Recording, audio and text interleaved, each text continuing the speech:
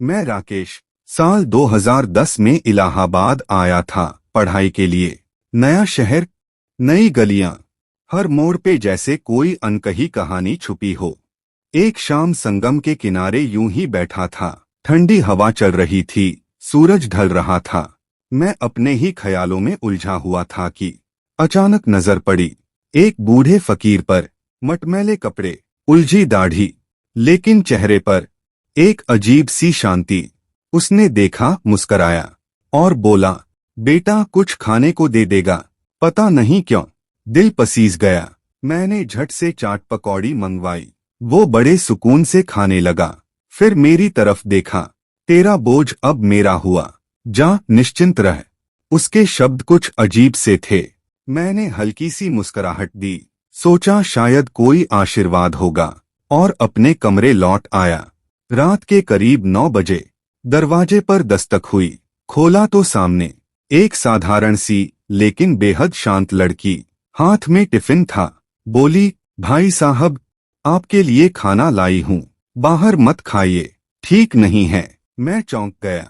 पूछा, आप मुझे कैसे जानती हैं? वो बस हल्का मुस्कराई, कुछ बोली नहीं और चली गई। अगले कई दिन यही हुआ। रोज रात वही लड़की आती, चुपचाप टिफिन पकड़ा देती, बिना कुछ कहे चली जाती। दिल में एक अजीब सी घबराहट भी थी, और न जाने क्यों एक अपनापन भी। फिर एक रात मैंने हिम्मत की, उसका हाथ पकड़ लिया, कहा, रुको, आखिर तुम कौन हो? क्यों रोज ये सब कर रही हो? उसकी आंखें भीग गईं। धीरे से बोली, जिस दिन तुमने उस भूखे फकीर को खाना दिया था, उसी दिन मेरी आत्मा मुक्त हो गई। बरसों से भटक रही थी मैं, अब तुम्हारा ऋण चुकाने आई थी।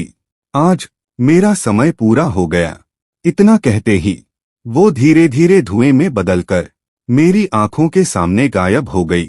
आज भी जब रात को दरवाजा खटखटता है, दिल थोड़ी देर को रुक सा जाता है। सोचता हूँ शायद वो फिर आई हो, या कोई और जो मेरी किसी और भूली सी भलाई का हिसाब चुकाने फिर आया हो। कहानी पसंद आई हो तो सब्सक्राइब करना मत भूलिएगा। फिर मिलते हैं अगली कहानी में।